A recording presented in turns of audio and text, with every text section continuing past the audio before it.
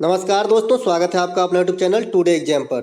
दोस्तों आज है 29 अगस्त 2022 और आज आरआरबी ग्रुप डी की एग्जाम है और प्रथम पाली की एग्जाम जो है समाप्त हो चुकी है। इससे पहले हमने ऑलरेडी आप लोगों को मैथ और रीजनिंग का जो एनालिसिस का वीडियो प्रोवाइड करा चुका हूं। ये दोस्तों जीके जीएस का वीडियो देख लीजिए कि आज प्रश्न क्या क्या पूछे गए। दोस्तों एक प्रश्न पूछा गया था, वर्ष 2005 में किस भारतीय भाषा को शास्त्रीय भाषा का दर्जा दिया गया था। दोस्तों 2005 में शास्त्रीय भाषा को जो दर्जा दिया गया था ये है संस्कृत। ये भारत की क्लासिकल भाषा के अंतर्गत आते हैं। अब बात होती है कि वर्तमान में कितने शास्त्रीय भाषा है, तो वर्तमान में जो है 6 शास्त्रीय भाषा है। इस पे मैंने आपको जो रेस्ट वाले दिन जिस दिन एग्जाम नहीं होती है उसके वीडियो में क्लासिकल भाषा और क्लासिकल डांस पे बहुत अच्छे से चर्च किए थे।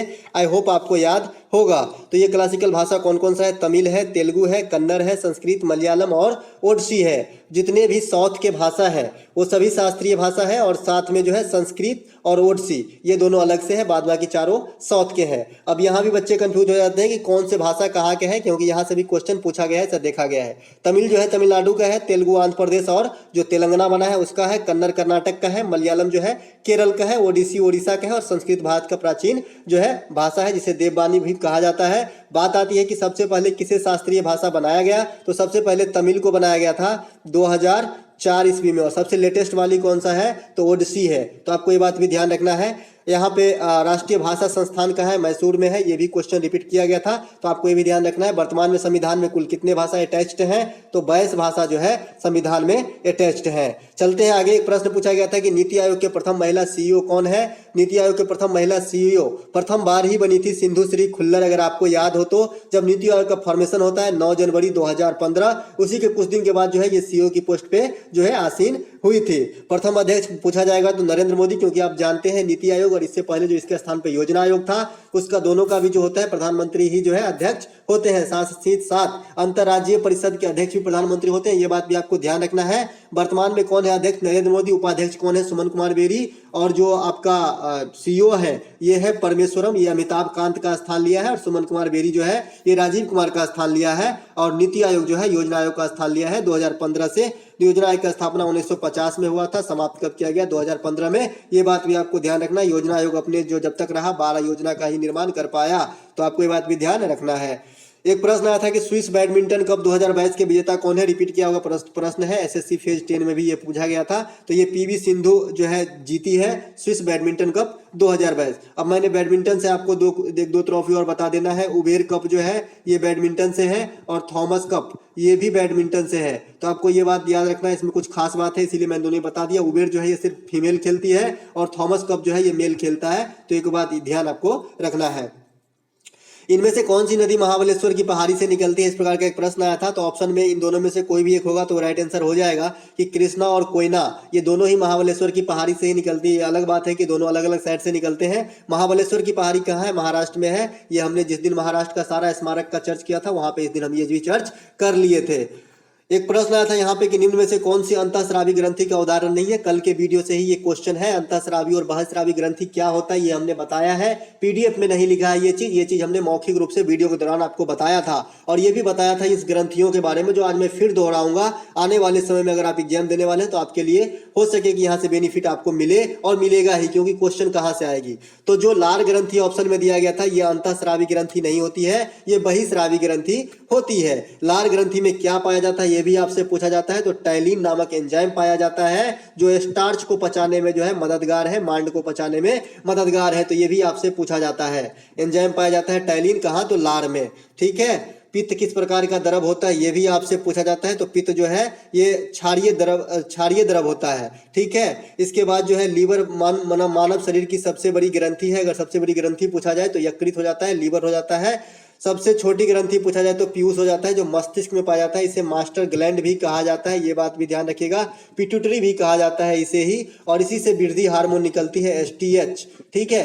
तो ये भी बात को आपको ध्यान रखा है। किसी को बौनापन का रोग हो जाता है तो इस हार्मोन की जो है कमी होती है एसटीएच की। सबसे बड़ा मिश्रित ग्रंथि कौन सा है? अग्नाशय है। यहाँ पे ग्रंथि में भी कई सारे खांचे हैं। सबसे बड़ी ग्रंथि अगर पूछा जाए तो लीवर, सबसे छोटी ग्रंथि पूछा जाए तो मास्टर ग्रंथि या पीयूष या पिट्यूटरी, सबसे बड़ी मिश्रित ग्रंथि पूछा जाए तो अग्नाशय, सबसे बड़ा अंतःस्रावी ग्रंथि पूछा जाए तो अवटु ग्रंथि हो जाएगा।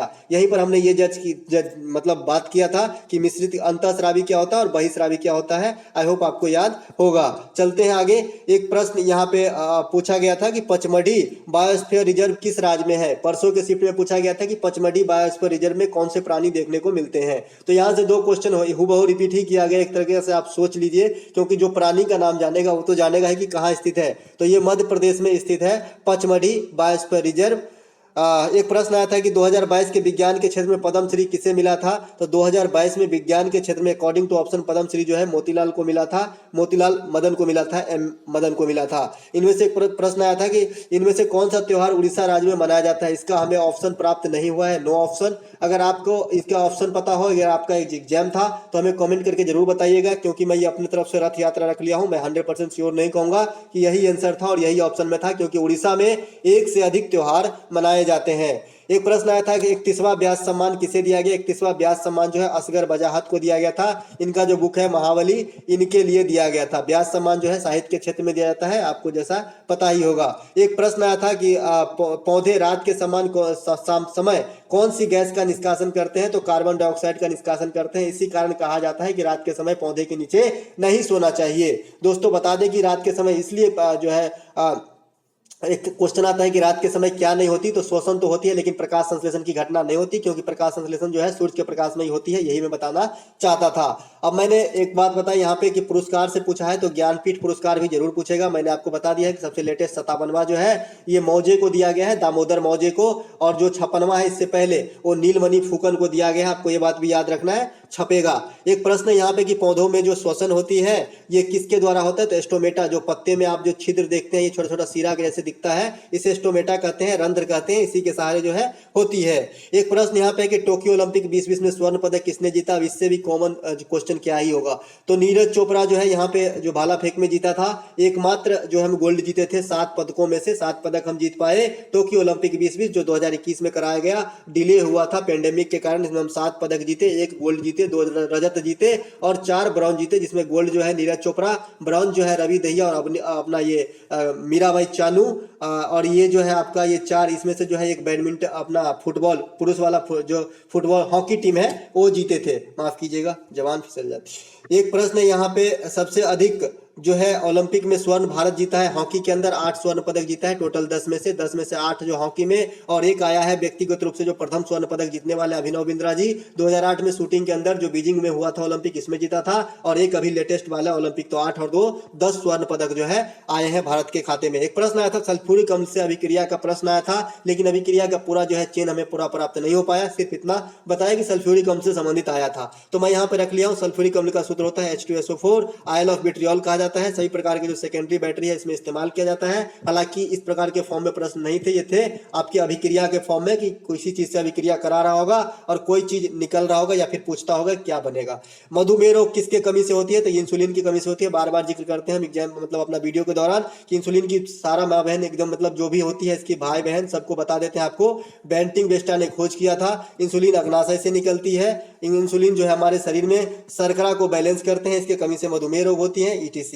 राष्ट्रीय स्तर पर प्रति व्यक्ति आय कैसे ज्ञात किया जाता है। तो राष्ट्रीय स्तर पर प्रति व्यक्ति आय जो है टोटल इनकम को टोटल जनसंख्या से भाग दिया जाता है, तो जो है प्रति व्यक्ति आय निकल जाती है। बात करें भारत में राष्ट्रीय आय का गणना कौन सा संगठन करता है। तो केंद्रीय सांख्यिकी संगठन करता है, CSO करता है। इसके बाद राष्ट्रीय आय का सर्वप्रथम अनुमान किसने लगाया था। तो व्यक्तिगत रूप से दादा भाई नौरोजी ने राष्ट्रीय आय का अनुमान सर्वप्रथम भारत में लगाया था। एक प्रश्न यहाँ पे आया था कि नमक सत्याग्रह संबंधित एक प्रश्न था, ये भी क्लियर नहीं है। हो सकता है अगर क्लियर नहीं है तो हो सकता है कि ये प्रश्न पूछा गया हो कि नमक सत्याग्रह में महात्मा गांधी के सहयोगी कौन रहे, क्योंकि SSC में ये प्रश्न 2 बार ऑलरेडी आ चुका है। तो अगर इस प्रकार के प्रश्न होंगे तो लेडीज की बात अगर कर रही होगी तो अरुणा आसफ अली आंसर हो जाएगा। वैसे नमक सत्याग्रह की शुरुआत 12 मार्च 1930 ईस्वी को होती है महात्मा गांधी के द्वारा साबरमती आश्रम गुजरात से। तो आपको ये बात भी ध्यान रखना है, इसे दांडी मार्च भी कहा जाता है। गांधी जी के जो अन्य आंदोलन है, असहयोग आंदोलन है 1920 है। उसके बाद भारत छोड़ो आंदोलन है 1942 है। चंपारण सत्याग्रह है 1917 है। तो ये सब आपको याद रखना है, गांधी जी संबंधित आंदोलन है। मूल कर्तव्य के संविधान के किस संशोधन में जोड़ा गया। तो 42वां संविधान संशोधन 1976।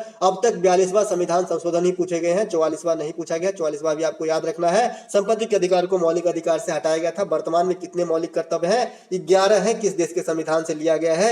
रूस के संविधान से लिया गया है। कहां पे रखा गया है। 51 के क आर्टिकल में रखा रखा गया और भाग 4 में रखा गया है। बात करें किस समिति के अनुशंसा पे इसे लागू करवाया गया था, स्वर्ण सिंह समिति के अनुशंसा पे 1976 42वां संविधान संशोधन। 42वां संविधान संशोधन को भारतीय संविधान के इतिहास का लघु संविधान भी कहा जाता है। शिक्षा को जो है समवर्ती सूची में इसी संविधान संशोधन के तहत डाला गया था।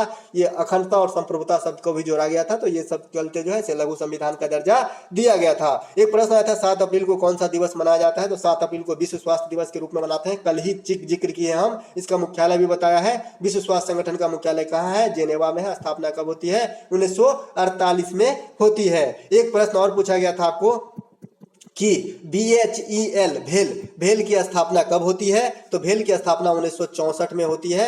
और भेल ही नहीं, जितने भी 11 महारत्न कंपनी है, मैं आपको सारा महारत्न कंपनी का डाटा दे दिया हूं PDF के साथ, विथ वर्तमान में इनके हेड कौन है ये भी बता दिया हूं। साथ ही साथ आपको सेल भेल याद रखने को मैं बोला था। सेल जो है इसलिए याद रखना है क्योंकि इसके प्रथम महिला अध्यक्ष बनी है सोमा मंडल, तो आपको ये बात भी याद रखना है। तो आने वाले शिफ्ट में सेल की आप ईस्वी वगैरह भी देख के जाए। आई होप आपको अच्छा लगा होगा। अच्छा लगा हो तो एक लाइक कर दीजिएगा, एक कमेंट कर दीजिएगा। मिलते हैं सेकंड शिफ्ट के वीडियो एनालिसिस के साथ।